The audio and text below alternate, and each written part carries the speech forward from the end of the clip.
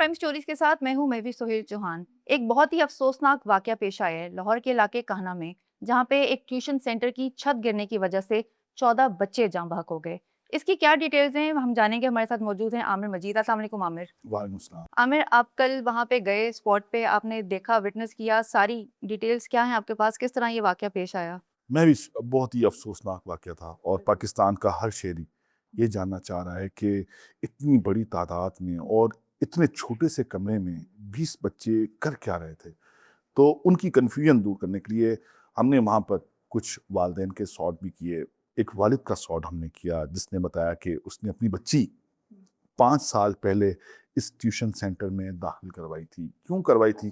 पहले ये सुन लेते हैं। मेरी बेटी 7 साल की जो ट्यूशन गई थी, तो तकरीबन साढ़े 3 पौने 4 बजे फ़ोन आ गया, घर पे आओ, साथ वालों की छत गिर गई है, तो बच्चे नीचे आ गए हैं। तो आप साढ़े 3 पौने 4 की? पौने के 4 बजे अपना फ़ोन आया मुझे, तो बेटी मेरी जो ट्यूशन गई थी, कब लिया था बेटी ने एडमिशन? ये तकरीबन 4-5 साल से इधर पढ़ रही है बच्ची मेरी। अच्छा, मतलब शुरू भी यहीं से किया था। हाँ जी, वो ट्यूशन मैंने स्कूल दाखिल करने से पहले तकरीबन 2-3 साल डाल दिया था, ताकि बच्चा कन्फ्यूज़ ना हो स्कूल में जाकर। जब आप आए यहाँ पर तो आपने क्या देखा? सर मैं तो इधर आया नहीं, मैं काम पे था, मुझे कॉल आई तो मैं सीधा जनरल 2 पे चले गया हूँ, हॉस्पिटल ही। वहाँ पे बच्चे आ रहे थे। आपने अपनी बेटी को कब देखा? मैंने तकरीबन 5 बजे के करीब देखा अपनी बेटी को। अच्छा महविश, ये सिर्फ एक बाप की कहानी नहीं या एक ख़ानदान की कहानी नहीं, बल्कि वहाँ पर जो बच्चे ज़ेरे तालीम थे, तकरीबन उन तमाम की कहानी कुछ ऐसी ही है। कान्हा का इलाका है और हम वहाँ पर कल गए थे और हमने वहाँ पर विटनेस भी किया। मतलब मतवसत तबके से ताल्लुक़ रखने वाले अफ़राद वहाँ पर रहते हैं। अगर हम और थोड़ा आसान कर दें तो ज़्यादातर गरीब लोग वहाँ पर रहते हैं। अच्छा, ख्वाहिशात तो सबकी होती हैं, गरीबों की भी होती हैं। तो लोग, ऐसा नहीं है कि वो बच्चे जो स्कूलों में पढ़ते थे, अब मैं आपको उस तरफ लेके जा रहा हूँ, उन बच्चों के एज ग्रुप की तरफ। ऐसा नहीं है कि वो बच्चे ही थे जो स्कूलों में ज़ेरे तालीम थे, ऐसे बच्चे भी थे जिन्होंने अभी दाखिला भी नहीं लिया था। उनकी उम्र मैं आपको बता रहा हूँ, 3 साल, 2.5 साल, कितने छोटे बच्चे? 4 साल, 5 साल। ये बाप जो अपनी रुएदाद बता रहा है, इसके मुताबिक कि इसकी बच्ची जो है वो केजी 1 या केजी 2 में पढ़ती है और गुज़िश्ता 5 सालों से वो इस ट्यूशन सेंटर पढ़ रही थी। वो इस वजह से कि वालिदैन चाहते हैं कि उनके बच्चों की बुनियाद जो है वो स्ट्रांग हो। वो स्ट्रॉन्ग हो। हम्म। सिर्फ इस वजह से हम्म। अमीर हो या गरीब, सबकी एक ही ख्वाहिश होती है कि उनके बच्चे पढ़ अच्छी लिख जाएं, तालीम हासिल बिल्कुल। करें, उनकी बुनियाद अच्छी हो और वो पढ़ लिख कर कोई मुकाम हासिल कर सकें। इसी तरह की ख्वाहिशात थी वहाँ पर रहने वाले उन गरीब लोगों की, और वो भी ये चाहते थे कि उनके बच्चे, वो तो कुछ नहीं कर पाए, उनके बच्चे पढ़ लिख कर कुछ कर जाएं। अब आते हैं महविश, ये वहाँ पर हुआ क्या है। ऐसा नहीं है जैसा बताया जा रहा है कि आधे मरले का घर था। आधे मरले का घर नहीं था, अच्छा। वो घर बहुत बड़ा था। हम्म। मतलब अगर मैं आवाम की रहनुमाई के लिए अगर मैं बताना चाहूँ, 15 बाय 16 फीट का तकरीबन, इससे थोड़ा कम या थोड़ा ज़्यादा हो सकता है, वो कमरा था जिसके अंदर तकरीबन 20 अफराद मौजूद थे। उसमें बच्चे भी मौजूद थे, टीचर भी वहाँ पर मौजूद थी। अब वो खाली उस घर में वो अकेला कमरा नहीं था, इस तरह का एक कमरा उसके बिल्कुल बराबर में था। ठीक है। फिर थोड़ा सा आगे आए तो सहन था, फिर आगे किचन था, फिर लेफ्ट साइड पर भी इतना ही बड़ा एक कमरा था, राइट साइड पर भी इतना बड़ा कमरा था, फिर थोड़ा सा आगे जाएं तो वॉशरूम थे और फिर उसके साथ गेट था। अच्छा, उसको जिस तरह पोर्ट्रे किया जा रहा था कि एक छोटा सा कमरा था, वहीं पे बच्चे पढ़ रहे थे, जहाँ पे ऊपर काम चल रहा था, वहाँ की छत जो है वो गिर गई थी। तो वो इतना छोटा नहीं, वो प्रॉपर एक बड़ा घर था। घर था। हम्म। मैं विश हुआ कुछ यूं कि छत टपकती थी और चूंकि मानसून का सीजन आ गया है और जो टीचर हैं उन्होंने ये मुनासिब समझा कि छत के ऊपर भराई कर दी जाए ताकि जो छत है वो लीक ना हो। मजदूरों को बुलाया गया था, मजदूर बड़ी तादाद में। अब वो मजदूर थे, वो इंजीनियर तो थे नहीं, बिल्कुल। मजदूर थे। अच्छा, ये अहले इलाका कह रहे हैं, यही जो है वो हमारे जो हुकाम है वो कह रहे हैं। लेकिन यहाँ पर मैं एक सवाल करूंगा ये बताने के बाद कि वहाँ पर हो क्या रहा था। वहाँ पर छत की मरम्मत हो रही थी, इसी स्ना में छत गिर गई। ठीक है, अच्छा वो दो कमरे एक साथ हैं, जब मैं बता रहा हूँ 15 बाय 16 15, उन दोनों छतों की भराई हो रही थी। फिर उसके बाद आगे जो कमरे उसके दरमियान में सहन भी था। अब ये कुछ सर्दियों का मौसम तो है नहीं महविश, ठीक है, गर्मियों के दिन हैं, बच्चों को बाहर सहन में भी शाम का वक्त था। अब ऐसा भी नहीं है कि दिन 12 बजे की गर्मी है, सूरज सर के ऊपर है और आप बच्चों को गर्मी में पढ़ा रहे हैं। एक स्टैंड फैन लगा के भी उनको पढ़ाया जा सकता था। दूसरी बात यह है कि बताया गया कि छत पर मजदूर बड़ी तादाद में थे, बच्चों की इत्तला आई, टीचर की इत्तला आई। जब छत गिरी तो मजदूर भी तो जख्मी होने चाहिए, मजदूर कहाँ हैं? एग्जैक्टली उनका तो कहीं नाम भी नहीं है कि मजदूर को किसी को कोई चोट लगी हो, कोई गिरा हो। वो मजदूर कहाँ गए? चलें, जख्मी नहीं हुए तो फिर कहाँ गए? पकड़े भी नहीं। पकड़े भी नहीं गए हैं।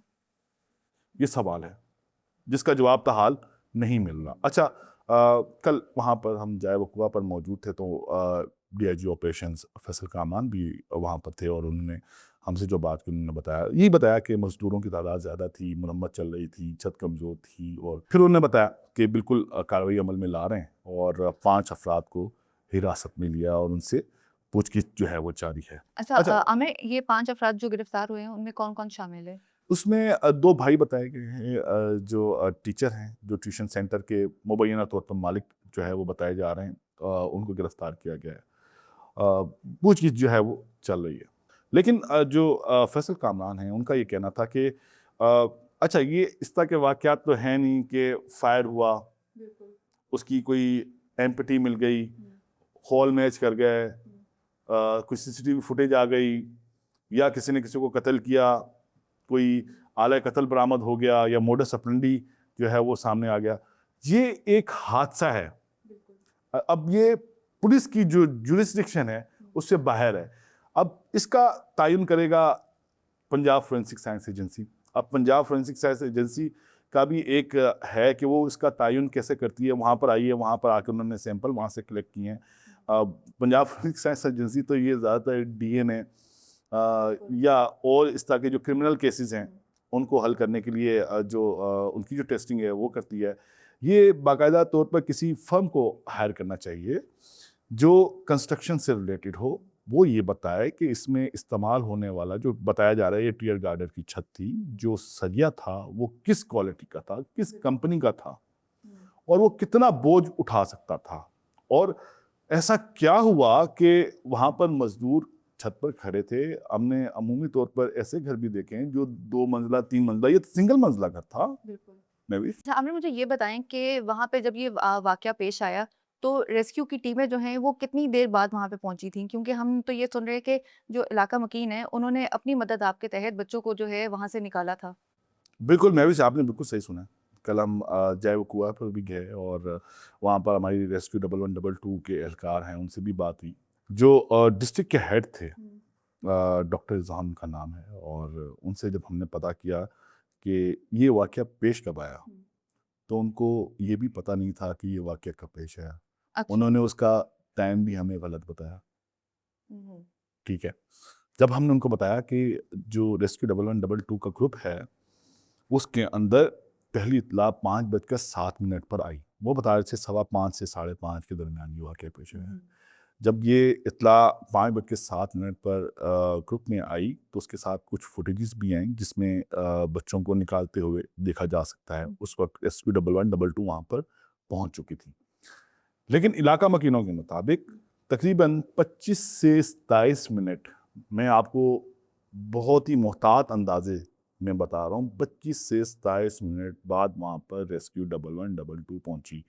और जब रेस्क्यू 1122 वहाँ पर पहुँची तो 13 से 14 बच्चे वहाँ से निकाले जा चुके थे। इलाका मकीनों ने अपनी मदद आपके तहत वो बच्चे निकाले थे। उनके शॉट हमारे पास मौजूद हैं एज अ प्रूफ।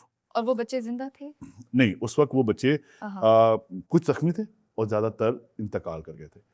फिर होता ये है कि रेस्क्यू 1122 हमेशा की तरह जो है वो पहले पहुंचने की कोशिश करती है। अब इसके अंदर कैटेगरीज है ना, कि कोई ड्राउनिंग का केस है, कोई रूफ कोलैप्स का केस है, कोई फायर का केस है, तो उसके अंदर जो इमरजेंसी सूरत हाल है उसको मुख्तलिफ तरीके से निपटा जाएगा। वहाँ पर पहुँचे तो इनके पास बच्चों को ऑक्सीजन फ्राहम करने वाले आलात मौजूद नहीं थे, क्योंकि बच्चे तो दब गए थे ना, दबने से उनके सांस के प्रॉब्लम होता है ना, बिल्कुल तो कुछ सफोकेट बच्चों हो जाते हैं। ऐसा ही है।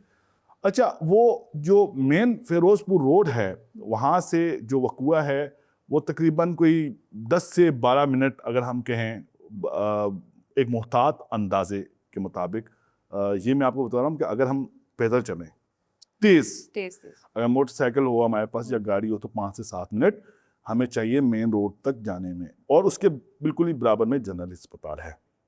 लेकिन जब जिंदगी और मौत की जंग चल रही हो तो उसमें एक एक सेकंड बड़ा कीमती होता है। अगर फॉर इंस्टेंस यहाँ पर ये छत गिर जाए तो जो रेस्क्यू 1112 है या सिविल डिफेंस का जो अमला है उसको बाकायदा तौर पर ट्रेनिंग दी जाती है कि छत गिर जाए तो आपने कहाँ से काम शुरू करना है, ताकि जो लोग नीचे दबे हुए हैं उनको बाहिफाजत बाहर निकाला जाए। ज्यादा से ज्यादा लोगों को बचाया जा सके। बिल्कुल। ठीक है, लेकिन मेरे जैसा आप जैसा बंदा अगर कोई रूफ कोलैप्स का कोई वाकया होता है तो हम हम चीज़ जज्बाती उठाएंगे होके सबसे पहले तो। कोई एक चीज उठाएंगे, कोई दूसरी चीज उठाएंगे। हमें ये नहीं पता चलता कि अगर हम यहाँ से काम शुरू कर रहे हैं तो दूसरे कोने पर उसका एक इम्पैक्ट आ रहा होता है। ये भी बताया गया कि छत जब गिरी है वो मुकम्मल तौर पर नहीं गिरी, अच्छा छत का कुछ हिस्सा कायम था, लेकिन जब लोगों ने अपनी मदद आपके तहत वहां से लोगों को निकालने की कोशिश की तो वो मुकम्मल तौर पर। और अगर आप ये भी कहें कि फॉर इंस्टेंस ये छत है, इस छत के अंदर से एक लोहे का या सीमेंट का एक गार्डर डाला हुआ है, तो उसके नीचे बैठे हुए बच्चे ही उसमें मुतासिर होंगे ना। अगर वो गिरेगा तो पूरे कमरे में जो बच्चे बैठे हुए थे वो एकदम कैसे उसके नीचे आ गए। तो हुआ कुछ यूं था कि जब वहां पर रेस्क्यू करने की कोशिश की गई इलाका मकीनों की तरफ से, उन्होंने तो नेक नियति के साथ वहां से बच्चों को बचाने की, जिंदा निकालने की कोशिश की, लेकिन उनको इस बात का इल्म नहीं था कि वो जो नेकी कर रहे हैं उसका भयानक अंजाम भी हो सकता है। अच्छा आमिर, मुझे ये बताएं कि अब जबकि ये वाकया एक पेश आ गया है तो इसके बाद अब गवर्नमेंट जो है इसके ऊपर क्या फर्दर स्टेप्स लेगी, कि क्या इस तरह के ट्यूशन सेंटर्स जो हैं और स्कूल जो हैं स्पेशली उनके ऊपर किसी किस्म की कोई वो कमेटी बनाएंगी, कुछ करेंगे कि इन चीज़ों से जो है वो प्रिवेंट किया जा सकता है या बचा जा सके? मैं भी ये तो आप हर गली मोहल्ले की कहानी है। आप यहाँ से चले जाए, आपको पता चलेगा कि 3-4 गलियाँ छोड़कर कोई एक घर है, वहाँ पर कोई टीचर हैं, वो बच्चों को पढ़ाती हैं, और वालिदैन भी ये प्रेफर कर रहे हैं। अभी ज़्यादातर तो ये अभी गर्मी की छुट्टियाँ चल रही हैं, वालिदैन भी ये प्रेफर करते हैं कि घर के आसपास ही कोई ट्यूशन आसपास ही सेंटर कोई मिल जाए। ट्यूशन पढ़ाने वाला मिल जाए, बच्चे वहाँ जाएं, 1-2 घंटे वहाँ पर पढ़ें और वापस आ जाएं। और ये जो ट्यूशन सेंटर है ये कोई रजिस्टर्ड तो है नहीं या कोई आइडेंटिफाइड तो है नहीं, तो हुकूमत कैसे कार्रवाई अमल में लाएगी? पहले तो इन ट्यूशन सेंटर्स को बाकायदा तौर पर एक लीगल एम्बिट में लाना होगा, फिर उसके बाद उनकी निशानदेही करनी होगी, उसके बाद ही कोई कानून बनेगा। इससे अभी तक तो कोई ऐसा कानून एग्जिस्ट ही नहीं करता कि घर में बाकी जो ट्यूशन सेंटर है उनके खिलाफ कार्रवाई अमल में लाई जाए। अच्छा आमिर, आपको मैं यहाँ पे एक और अपडेट देती चलूँ कि जो वज़ीर आला पंजाब हैं मरीम नवाज़, उन्होंने लवाहिकीन के लिए माली इमदाद का जो है वो ऐलान किया है और उम्मीद करते हैं कि घर वालों को जो है वो सब्र अल्लाह ताला दे, क्योंकि बहुत ही अफसोसनाक वाक़या है। हमारा दिल जो है यहाँ पे बैठे हुए इस स्टोरी को कवर करते हुए इतना जो है वो परेशान है, तो जो घर वाले हैं उनके ऊपर क्या बीत रही होगी आप जान ही सकते हैं। मुझे दीजिए यहाँ पे इजाज़त। अल्लाह हाफ़िज़।